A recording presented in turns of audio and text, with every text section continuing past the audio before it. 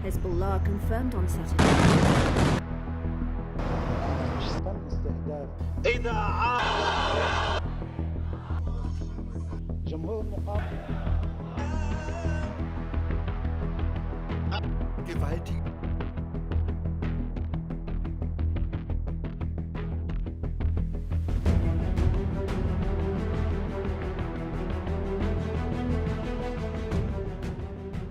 तारीख 28 सितंबर और लेबनान की राजधानी बेरूत स्थित हेडक्वार्टर को 80 टन बम से हमला कर उड़ाना।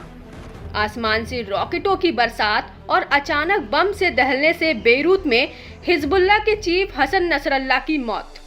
जी हां, इजरायली सेना के भीषण हमले में पिछले 32 सालों से हिजबुल्लाह का नेता रहा हसन नसरल्लाह मारा गया।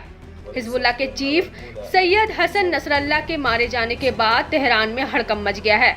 इस घटना के बाद ईरान के सर्वोच्च लीडर अली खामेनेई को सुरक्षित ठिकानों पर शिफ्ट कर दिया गया है। साथ ही दूसरी ओर हमास नेता यहया सिनवार भी गाजा पट्टी में ही खुद को रिलोकेट कर लिया है। वहीं दूसरी ओर हिजबुल्लाह चीफ नसरल्लाह की मौत के बाद से ही सवाल उठने लगा था कि हिजबुल्लाह आतंकी संगठन का आका कौन बनेगा। हसन नसरल्लाह के मारे जाने के बाद से ही उसके चचेरे भाई हाशिम सफीदीन का नाम चर्चा में था और हुआ भी कुछ ऐसा ही।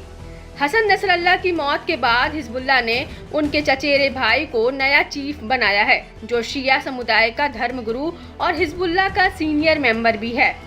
आपको बता दें कि पश्चिम एशिया में जारी 2 बड़े संघर्षों ने पूरे विश्व को चिंता में डाल दिया है।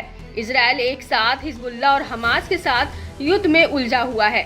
ऐसे में कहा जा रहा है कि अगर शांति नहीं स्थापित हुई तो अन्य देश भी इस संघर्ष में उलझ सकते हैं और यह संकट पूरे मध्य पूर्व को अपनी चपेट में ला सकता है। हाशिम सफीदीन का जन्म 1964 में दक्षिणी लेबनान के दीर कानून एन नहार में हुआ था।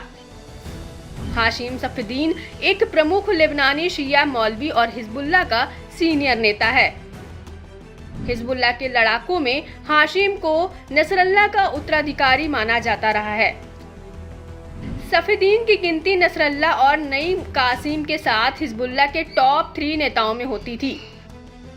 हाशिम हिजबुल्लाह के राजनीतिक मामलों की देखरेख करता है और समूह की जिहाद परिषद का सदस्य है। इजराइल की ओर से बेरूत में किए गए एयर स्ट्राइक में हसन नसरल्लाह की मौत के बाद इजरायली मीडिया में यह भी कहा जा रहा है कि जिस वक्त नसरल्लाह पर हमला हुआ उस वक्त हाशिम सफीदीन भी नसरल्लाह के साथ मौजूद थे, लेकिन किस्मत से वो जिंदा बच गए। हाशिम हमेशा से इजराइल, अमेरिका और उसके मित्र देशों के खिलाफ बोलता रहा है।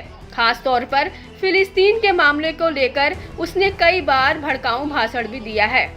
हाशिम खुद को पैगंबर मोहम्मद का वंशज बताता है। अमेरिकी विदेश विभाग ने 2017 में उसे आतंकवादी घोषित किया था, क्योंकि उसने इजराइल के खिलाफ एक बड़ा युद्ध तब शुरू किया था जब इजराइल ने हिजबुल्लाह के एक सीनियर कमांडर को मार डाला था।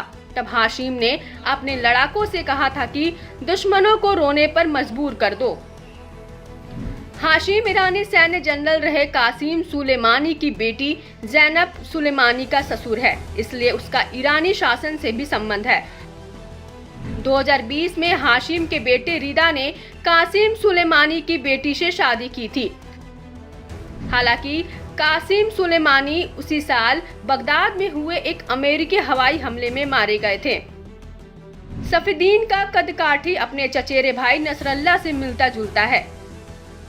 1964 में दक्षिणी लेबनान के डेर कानून अल नहर में जन्मे सफीदीन को 1990 के दशक से नसरल्लाह का उत्तराधिकारी नियुक्त किया गया था।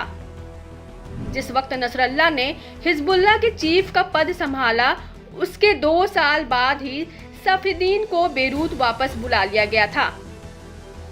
आपको बता दें कि नसरल्लाह ने 32 साल तक हिजबुल्लाह संगठन को चलाया।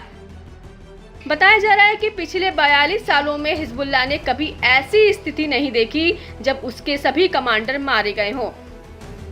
बता दें कि इजरायली सेना ने बीते शुक्रवार को लेबनान की राजधानी बेरूत स्थित हेडक्वार्टर को 80 टन बम से हमला करके उड़ा दिया, जिसमें हिजबुल्लाह चीफ हसन नसरल्लाह समेत उसकी बेटी ज़ैनब की भी मौत हो गई। नसरल्ला की मौत का दावा इजरायली सेना ने शनिवार को ही कर दिया था। उसी के कुछ ही घंटे बाद लेबनान के हथियारबंद शिया संगठन हिजबुल्लाह